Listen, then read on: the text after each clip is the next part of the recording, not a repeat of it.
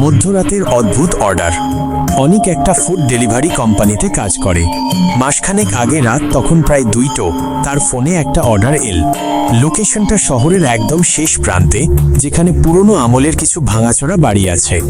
অনিক যখন সেখানে পৌঁছাল, দেখল চারপাশটা একদম নিঝুম। অর্ডার দেওয়া বাড়িটা ছিল একটা জরাজীর্ণ দোতলা দালান। গেট ঠেলে ভেতরে গিয়ে দেখল কলিং বেল নেই। সে দরজায় টোকা দিল। সাথে সাথেই এক মাঝবয়সী ভদ্রমহিলা দরজা খুললেন। সাদা শাড়ি পরা, মুখটা কেমন ফ্যাকাসে। মহিলা কোনো কথা না বলে খাবারটা নিলেন এবং একটা পুরনো 100 টাকার নোট অনিকের হাতে দিলেন। অনিক খেয়াল করল মহিলার হাতটা বরফের মতো ঠান্ডা। সে কোনো মতে টাকাটা নিয়ে ওখান থেকে বেরিয়ে এল। আসল টুইস্ট, পরদিন সকালে অনিক যখন তার পকেটে হাত দিল, সে চমকে উঠল।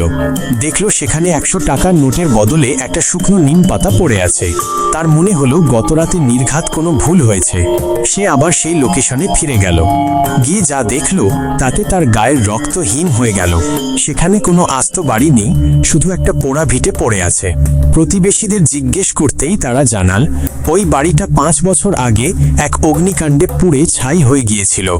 সবচেয়ে ভয়ের ব্যাপার হলো, সেই আগুনে এক মহিলা মারা গিয়েছিলেন, যিনি ঠিক সাদা শাড়ি পরতেন।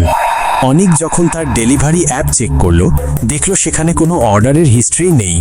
অথচ তার ব্যাগে এখনও সেই খাবারের বিলটা পড়ে আছে, যেটাতে তারিখ দেওয়া ঠিক 5 বছর আগের সেই দিনটি।